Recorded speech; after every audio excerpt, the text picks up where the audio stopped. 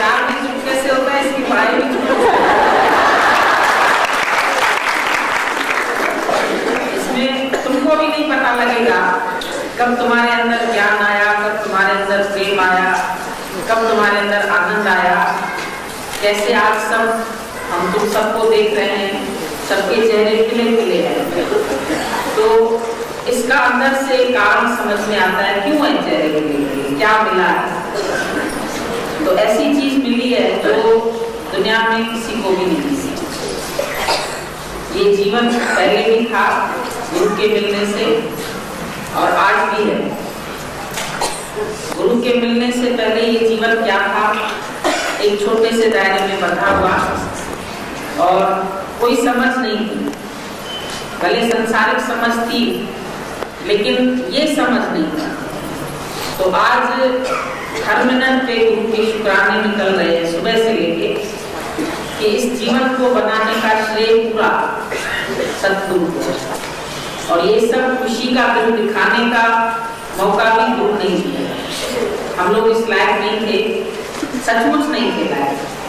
पता भी नहीं था ज्ञान क्या होता है, जीवन कैसे जिए। एक भाग के समान जीवन सब हो रहे थे जैसे। लेकिन आज हर दिन खुशी है, हर दिन मौज है, हर दिन मस्ती है, रोज नया दिन है, रोज नई खुशियां हैं, रोज नया प्रेम है। कैसा ये अथक प्यार है जिसमें कोई थकता नहीं। ऐसा गुरु ने कागज बनाया, होशियार किया, घड़ा, ये सारी मेहनत करामत है गुरु की। लोग बोलते हैं तुम्हारा गुरु कोई करिश्मा नहीं दिखाता है। अभी वो जो बंदे से खुदा बना दे, इससे बड़ा करिश्मा क्या हो सकता है। आज संसार में बंधे रहते, इच्छाओं से, मोह माया से, दुखों से घिरे रहते, लेकिन आप ऐसा तैयार किया जो आप करे और संग है। ऐसा जीवन बनाता है गुरु कि तुम तो खुश रहो, तुम तो हंसो, तुम तो गाओ, लेकिन तुम्हारे संग संग ये खुशियों का मेला हमेशा लगा रहेगा। ऐसा गीता भगवान का आशीर्वाद है जो उन्होंने शुरू से ही ये कहा, तुम्हारा जीवन अकेले नहीं गुजरेगा, तुम्हारे पास हर दिन मेला लगेगा, तुम्हारी टेबल पर तुम कभी अकेले खाना नहीं खाओगे। वो दिन आज दिन हम लोग ना अकेले रहते हैं, ना अकेले खाना खाते हैं, ना अकेले घूम पाते हैं। कितना भी चुपके से भागे, सारे दिन पीछे आते।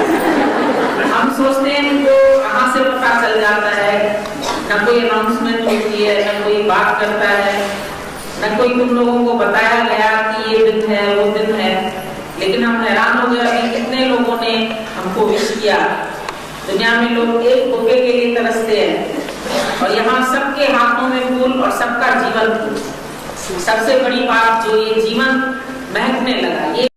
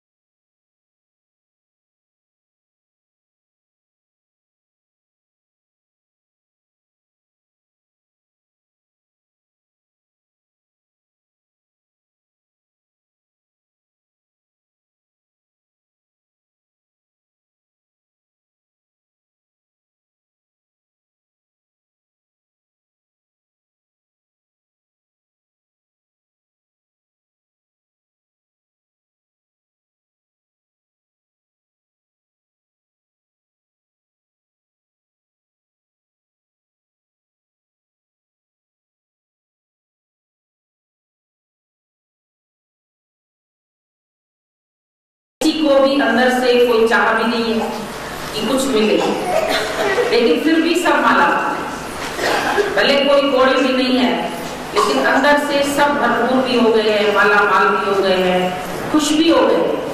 ऐसा जीने का ढंग दुनिया में कौन सिखा सकता है? तुमने मुझको प्रेम सिखाया और सोए हुए हृदय को जगाया, फिर एक नई दुनिया में बसाया। ये सारी दुनिया हम लोगों की नई दुनिया है, जहाँ पर बैठ कर के आके तुम चिंताएं भूल जाते हैं, गम भूल जाते हैं, दुख भूल जाते हैं, तुम्हारी पिछली बातें, किसी ने कुछ तुम्हारे साथ किया, किसी ने कुछ कहा, यहाँ आकर के गुरु बोलता है सबको फॉरगिव एंड फॉरगेट। सुबह सुबह उठ करके परमात्मा के रोज लाख रोज शुक्राने जब हम गाते हैं तो हमारी खुद की दिल बनती है। शुक्राना और मुस्कुराना, सरल सरल बातें बताइए, smile all the while, this is your morning exercise. और एक्सरसाइज भले ही करते हैं, लेकिन यहाँ पर जो हंसी आती है सबको, वो दिल से आती है। खुशी जो आती है वो दिल से आती है कि हमारा दिल झूमने लगता है। एक दिन के लिए नहीं झूमता है, लेकिन हर रोज झूमता है, क्योंकि नित्य नए नए फूल खिल रहे हैं। सबके अंदर से ये प्रेम की सुगंध निकल रही है जो दबी हुई थी। आज दिन तक जिस प्रेम का हम पर भी नहीं जानते थे, आज गुरु ने उसका स्वरूप बना। तू आनंद स्वरूप है, तू प्रेम का स्वरूप है, तू क्या है ये पहचान आती गुरु ने दी, नहीं तो कोई नहीं दे सकता। आज दुनिया में सब लोगों का जीवन देखते हैं, कैसे घर घर लगी आग। कबीरा कोट पे चढ़ के देखा तो घर घर लगी आग, सबके जहाँ सतगुरु थे, नहीं तो मैं भी न जाता। आज ये आग सबको जला रही है, झुलसा रही है। ये सतगुरु के मिलने पर जैसे अंदर ही अंदर आग ठंडी हो जाती। परिस्थितियां आती है, असर नहीं करती, दुख आते हैं, वापस चले जाते हैं।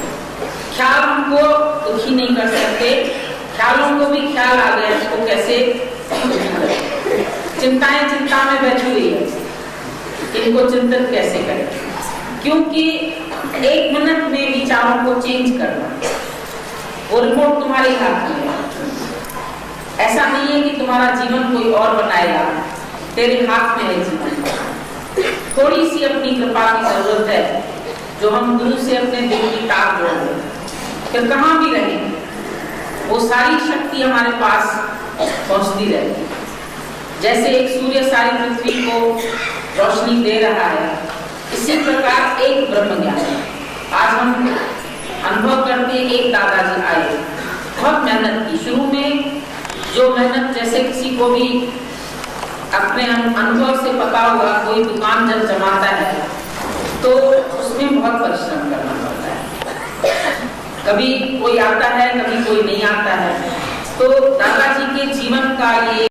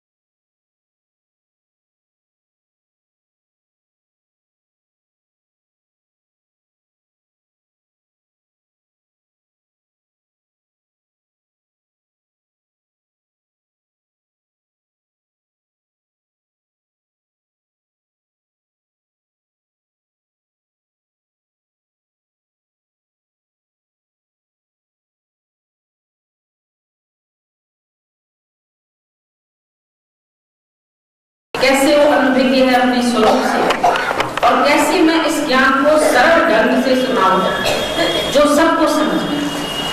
आज ऐसा ये ज्ञान है, एक बच्चा भी आता है वो भी झूमने लगता है, कोई बड़ा आता है वो भी झूमने लगता है, कोई जवानी में आता है, कोई बुढ़ापे में आता है, सबके लिए जैसे ये ज्ञान इतना सरल करके, न कोई संस्कृत की भाषा, न कोई ऐसे कठिन शब्द जो हमारे समझ में न, हमारी बोलचाल की भाषा, और साथ बिठा के, साथ खिला के, साथ घुमा के, साथ लिया उसने, बोला अनुगामी नहीं बनो, सहगामी बनो, मेरे साथ साथ चलो।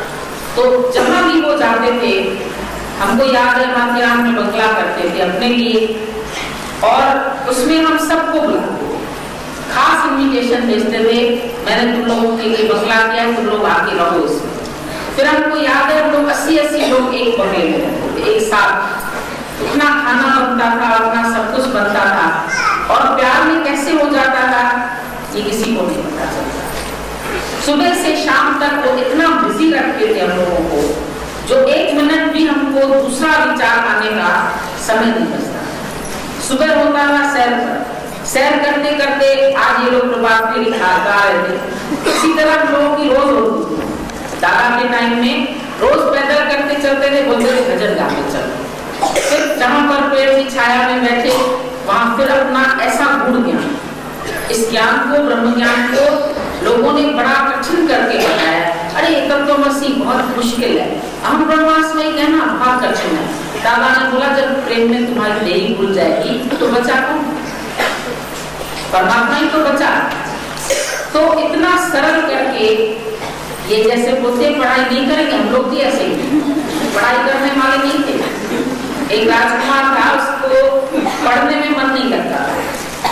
जब उसका मन नहीं लगता था तो उसके लिए राजा ने ऐलान किया कि कोई इसको अगर पढ़ाई करवा मास्टर, तो मैं उसको अपना आधा राज्य दे दूं।